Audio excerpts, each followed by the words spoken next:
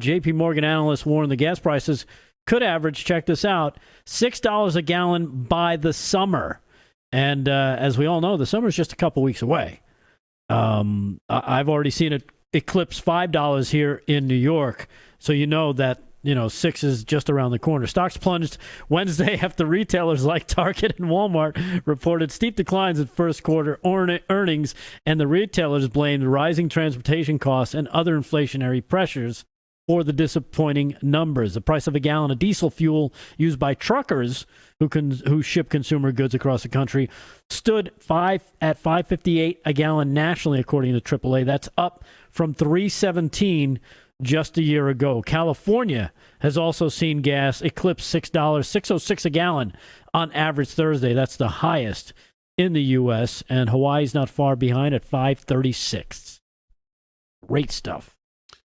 Well, they have no plan for gas. They have no plan for anything. And I noticed Ed Henry this morning did a good segment also on the whole baby formula thing. And we played for you last night. Psaki, you can't just use the Defense Production Act there. It's real complicated. Oh, what did they do yesterday? Oh, they used the Defense Production Act because there's nothing there. There's no plan. One hand doesn't know what the other's doing. Nobody can talk to him because he doesn't understand anything. Whoever's calling the shots doesn't. It's just a disaster. Think about what they've done to the supply of oil that Trump loaded up while it was cheap. How many millions of barrels that this idiot has taken out of there, and he's had no effect on price? What do you think would cost to now replenish that? What do you think it would cost to replenish that? Josh Hawley today took on, which is really an unfair fight because Hawley's pretty smart and Jennifer Granholm is really an idiot. And this is how that exchange went, and good for him. Roll that, G. Secretary Granholm, today in the state of Missouri, the average price of gasoline today, as of this morning, is $4.10. Average price of diesel is $5.18. And I'm sure you've seen the reporting this morning that now AAA is projecting that gas prices will hit a national average of $6 a gallon by the month of August. Is this acceptable to you? No, it is not. And you can thank the activity of Vladimir Putin for invading Ukraine and pulling essentially those barrels. With all due respect, Madam Secretary, that's utter nonsense. In January of 2021, the average gas price in my state was $2.07. 8 months later, long before Vladimir Putin invaded Ukraine, that price was up over 30%, and it has been going up consistently since.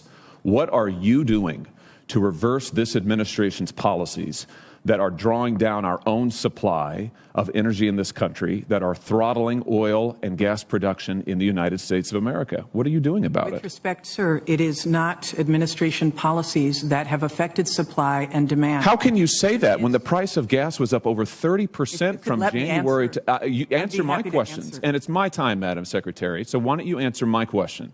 From January to August, the price of gasoline was up over 30%. In my state alone, it has been a continuous upward tick since then.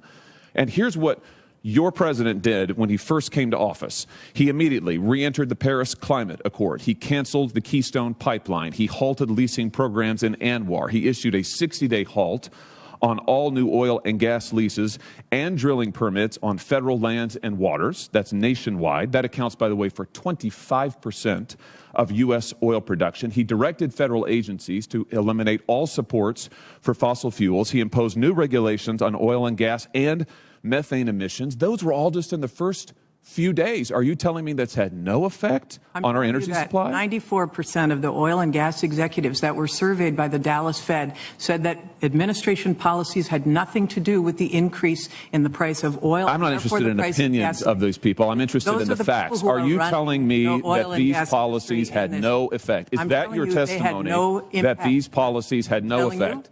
Are you telling me, Madam Secretary, are you telling me under oath that these policies had no effect. I'm telling you that 94% of the oil and gas industry. I'm not interested in their opinion. I'm interested in the facts. So, no, they did not. Ask That is Vladimir a remarkable statement. About the increase in demand and the decrease in supply from pulling Russian barrels of oil off the market, thanks to rightly the United States saying we're not going to take Russian oil. Coming out of COVID. So what explains the increase between January and August of 2021? Coming out of COVID, there was an increase in demand because people were driving again. When there was no demand, the prices dropped. That is a basic law of economics. The prices dropped. I have to say, Madam Secretary, with all due respect, your answers are insulting. And they are insulting to the people of Missouri who are looking for action. Now, you said 2 months ago your department was on war footing. What are you doing to bring down the price of gasoline, which has been going up consistently since you took office? The price of gasoline is derived from the price of oil. The price of oil is at $110 a barrel. What are you doing to decrease it? On is a my global question. market, sir. If you could let me finish. If you would answer my question. I am answering your question, sir.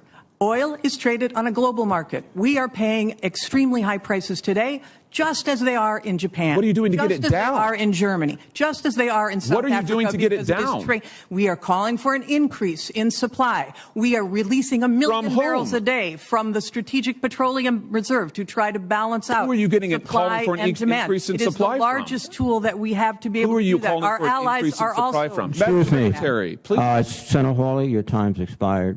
Could I get an answer to this question, Mr. Chairman? Senator, Who are you calling for an increase in supply from? From our domestic oil and gas manufacturers, from international oil and Even gas as you cancel their leases? Senator Hawley, if you want to answer, you have to allow the Secretary to answer. That's true.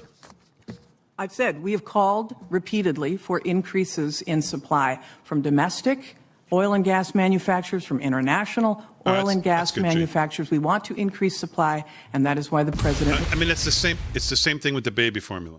I mean, they can talk. It's just talk. It's not doing anything. It's not working. Nothing you're doing is working. You can even agree to argue about all the points they're going back and forth. The only point that Americans care about is whatever you're doing sucks. It's not working.